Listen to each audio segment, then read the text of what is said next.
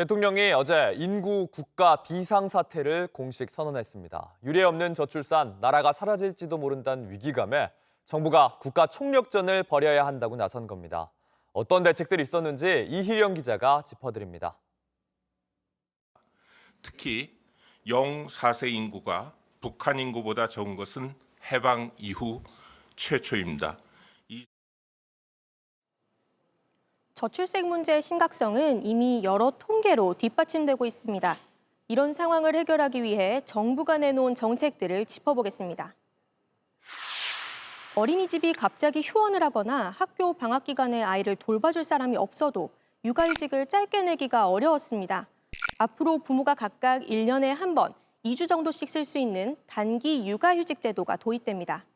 대상은 초등학교 2학년 이하 자녀를 둔 부모입니다.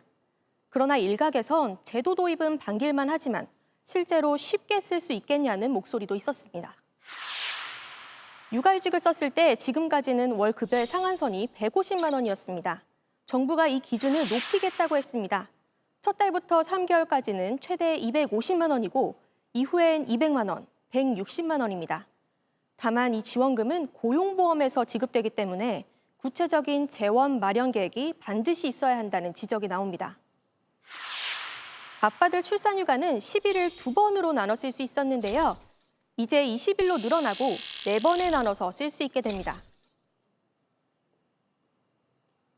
현재 육아 근로시간 단축 제도가 있긴 합니다. 하지만 동료 눈치가 보여서 못 쓴다는 분들이 많은데요. 다음 달부터 동료 업무 분담 지원금이 새로 생깁니다. 근로시간을 단축한 직원의 업무를 대신 맡은 동료에게 사업주가 보상을 했다면 정부가 이 사업주에게 월 20만 원을 주는 겁니다. 여성 1명당 25회까지 지원되던 난임시술. 앞으로는 난임시술로 첫째 아이를 낳고 둘째 아이도 난임시술을 시도할 경우 25회가 추가로 지원됩니다.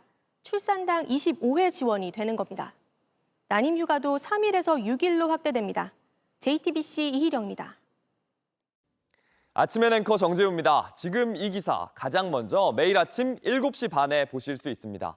JTBC 뉴스 채널을 구독해 아침엔과 하루를 시작하세요.